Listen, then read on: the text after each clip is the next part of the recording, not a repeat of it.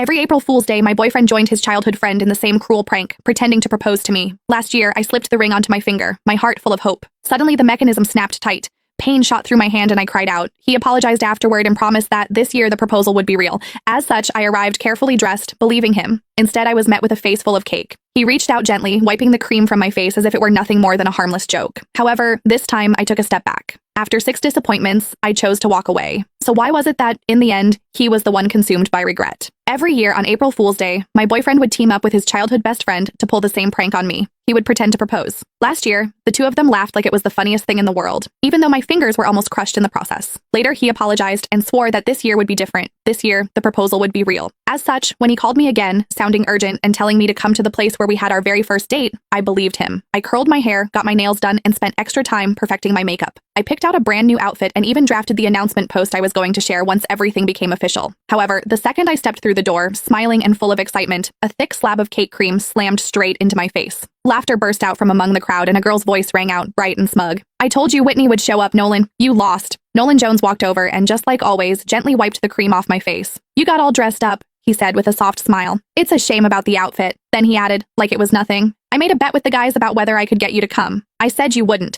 If I won, I'd propose tomorrow. If I lost, I'd propose next year." He looked at me, still smiling. "Sorry, since you showed up, I guess we're not getting married this year after all." I stared at him quietly. "So, you do know what tomorrow is?" He let out a careless laugh. "Of course I do. It's our 6-year anniversary. How could I forget?" The cream clung to my face, sticky and cold. At that moment, something inside me went completely numb. Our anniversary did not even take precedence over a prank, just like I could never beat her. I slipped off the plain couple's ring I had worn for 6 years. "Then let's break up." The sharp, clear sound of the ring hitting the floor cut through the room, and everything went silent. Nolan frowned a little. "Don't make a big deal out of this. It's just some cream. I'll wash it off for you later. You know Sylvia used to go way harder than this. She's already holding back." He glanced at the others. "It wasn't easy getting you here. Don't make it look like I can't even have fun just because I'm in a relationship." Sylvia Lowell made a face, looking upset. "Whitney, it's just a joke. If you don't like it, we'll stop, okay? Why are you talking about breaking up over something like this?" "See, I told you Whitney can't take a joke," someone else said. "You insisted on calling her, now look at what's happened." Sylvia huffed and sat on the couch. The mood shifted instantly. The way everyone looked at me turned cold. She was the only girl in their group, the one everyone spoiled. As long as she was unhappy, everyone would rush to comfort her, Nolan included. The first time I met her, she organized a game of truth or dare. When other people got dared, it was just something a little embarrassing. However, when it was my turn, they asked me to do something way out of line in front of everyone. All I said was that it was too much and I did not like it. Sylvia's eyes immediately turned red and she ran out of the room. Everyone ran after her, Nolan too.